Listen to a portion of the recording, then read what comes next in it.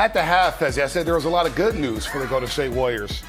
At the time, they were 15-15 from the free throw line. Steph had his second longest streak from the free throw line, and they were a third quarter team being a plus 50 in third quarters. Well, tonight they lost the third quarter, and overall they lost the game to Ryan Rollins and the Milwaukee Bucks as Ryan Rollins went for a career-high 32 points, 8 assists, and the Warriors are now 0-2 on the road. They'll need to bounce back Saturday against Indiana as we welcome everybody to a very spooky or groovy Toyota Warriors postgame live.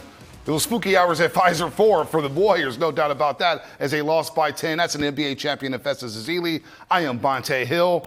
No Giannis, no problem for the Bucks. NBA champion and WWE champion. Sorry, my bad. Bonte. I apologize. This is a very interesting game. All right, the Warriors were going against a Milwaukee Bucks team that has no Giannis. So that means all the role players, they get to play in all new roles. Normally, you have Giannis with the ball in his hands, and everybody else spaces out. Tonight, it was the Ryan Rollins show. Okay, he came out with 32 big points, but even more importantly, he had 8 assists. Those 8 assists was getting everybody else on the court comfortable, getting the Milwaukee Bucks in the game. Him and Cole Anthony, the Warriors could not guard either one of them. They kept living in the paint for the Warriors, and they kept spraying out to other guys. Bobby Portis got going. Miles Turner got going. Taurean Prince got going for the Milwaukee Bucks. On the other hand, the Warriors couldn't do anything themselves because every time they tried to make a run, they would turn the ball over. 22 turnovers, gave them 27 extra points on top of those guys going.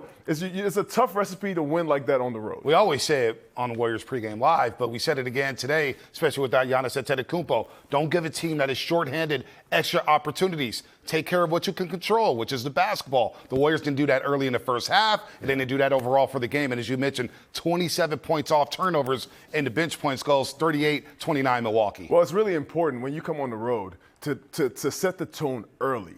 On a team like this, they're not playing with, they don't have this, everybody has the green light now. Right. The superstar's not in the game. Everybody gets to play their game. And so you cannot let them, the Warriors had 5 turnovers coming out the game. It was like the first 5 minutes of the game. They could never get themselves into rhythm, and they kept giving easy chances to the other team, getting layups on the other end. Then they got rolling. Now it's harder to stop Bobby Portis. He's getting layups. He's getting, hook shots. He's getting 3-point shots. Then Taurean Prince gets going. Then Cole Anthony gets going. So it was just a long night for the Warriors. The defense couldn't do anything. On the other end, Jonathan Kuminga tried to do his best to bring the team in. He had 24 points. Steph Curry came alive in the second half. He had 27, but it just was not enough because the team already got going and the Warriors lost rhythm already. No rhythm due to the turnovers, I had as this you belt. mentioned. I was ready to talk all sorts of smash. You was ready to do a post-game interview and everything. Oh, Fezzi, man, I had my Warriors belts. For the 4th time in 6 games, the Warriors allowed at least 60 points in the first half, and that trend continued in the second half because Milwaukee really didn't let their hands off the rope in this game.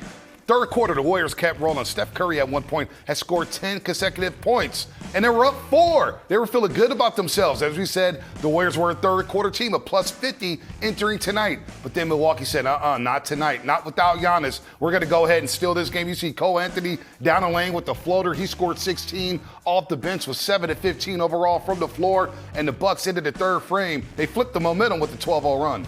Yeah, as you can see, every one of these buckets right here were just easy buckets. Just moving the ball. They took care of the ball, the Milwaukee Bucks did. They were just getting into the seams, and they hit timely shots. The Warriors, halfway through the third quarter, they went cold offensively. It was a really tough time to go cold, to turn the ball over, and to give the Milwaukee Bucks easy shots. And they were also hitting the shots, the open shots on the 3-point line. I just thought this was a perfect recipe. And I told you at halftime, once you said it, that they were going to go on the third quarter run, you were going to jinx us. And this is a Halloween miracle? What would you call this? Yeah, it's trick or treat, right? I mean, also jinx Stephen Curry. You can blame me, folks, for Stephen Curry missing that free throw in the fourth quarter because he had made 56 consecutive, his second longest streak of his career. But we pick up the crunch time tape. And interesting, Fezzi, the Warriors started Stephen Curry in the fourth quarter. Did that last Friday night in Portland. He usually takes the first few minutes of the fourth quarter off. Well, he started tonight in the fourth quarter to try to give the Warriors a jolt. Here you see the crunch time tape. Warriors down 5, a Steph 3. Next thing you know, Fezzi, he said, maybe the Warriors will steal this game. But Milwaukee and Ryan Rollins had an answer all night long. Ryan already got going. This is an NBA player. And I told you before the game, he is a guy that got traded. He took this personally. You're playing against a team that you used to play for, and you get all the time with the green light. He came out tonight and he really showed that he is as talented as the Warriors saw when they drafted him in the first place. He came out there, he was unstoppable on the three-point line, also in the pick and roll. He just was going the whole night. And, Steph was going too. Looked like Steph was going to bring the team back in. We saw that double by JK and Draymond there on Ryan Rollins. He gets the ball to Miles Turner, who hit that deep three there. Miles Turner with his best game in his Bucks tenure, 17 points, 7 rebounds, 3 assists, and you saw the offensive rebound where A.J. Green missed a 3. Then he relocates, they grab an offensive rebound, he sinks it, and the Warriors lose as they drop to 4-2 on the season. Again, Ryan Rollins. What did they always say, Fezzi? They didn't want you. They didn't want you. They didn't want you. No, what I was thinking about in my mind, Bonte, if you think of a boxing analogy, think about it. A bigger guy going against a smaller guy.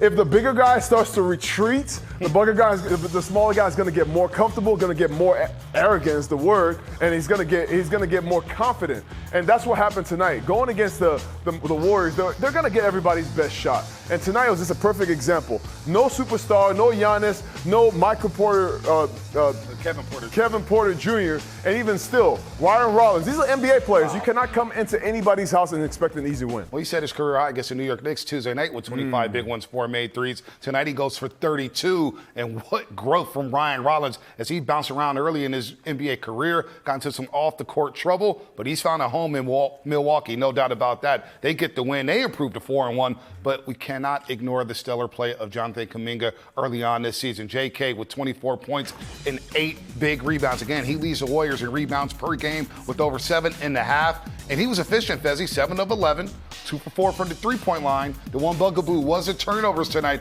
but JK continues to excel in the starting lineup. It's really interesting, Bonte. JK is starting to become the stable force for the Warriors. Every time you get the ball in his hands, he is a mismatch for everything. That's the reason why they call him Baby Giannis. He's a mismatch when you put him on a guard. When a guard is on him, he can post him up and score. You saw that tonight against Shepard.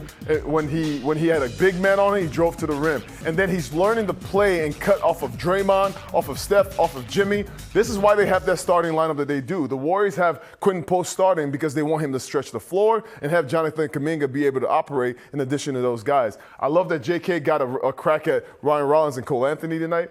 This is a night where the Warriors pick and roll defense, it really exposed them. And JK was one of those people who's out there on the perimeter. I think moving forward, they got to find a way to work better on the perimeter. Start early in the game. Be more physical to start the game to put your impression on the opposing offense. JK gets to the free throw line. He goes 8 of 8. But you mentioned exposed on the pick and roll defense. We mentioned how they're giving up 60 in the first half in 4 of the first 6 games of the season.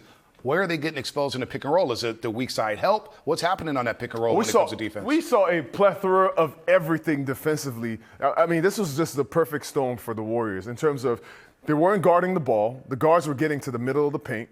They were struggling at times to even help.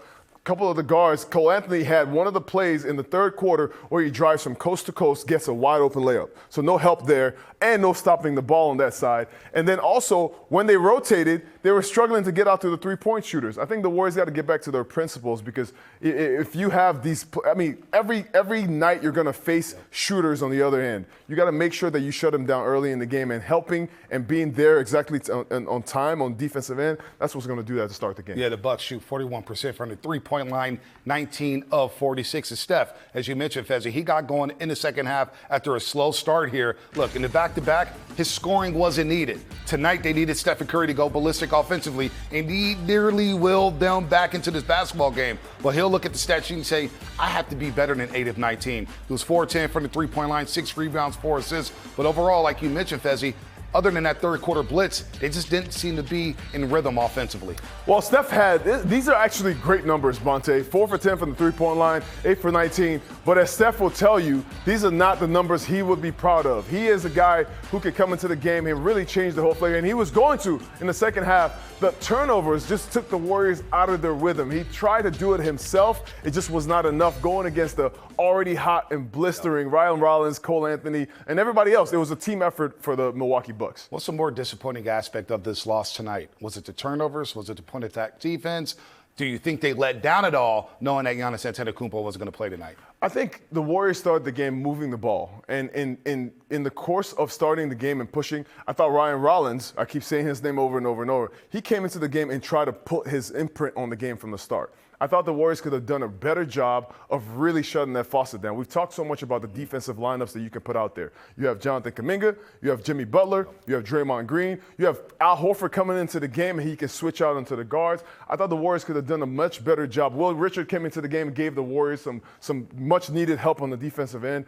They could have done a much better job of starting this game off with force. Because when you do that, you put the other team at bay. You kind of take their confidence away. And they could have done that starting the game, but they gave them confidence. That's what the disappointing part is. If you watch this tape back, you look at so many moments where you could have taken control of the game. Whether it's turnovers, trying to force long passes, trying to get easy ones.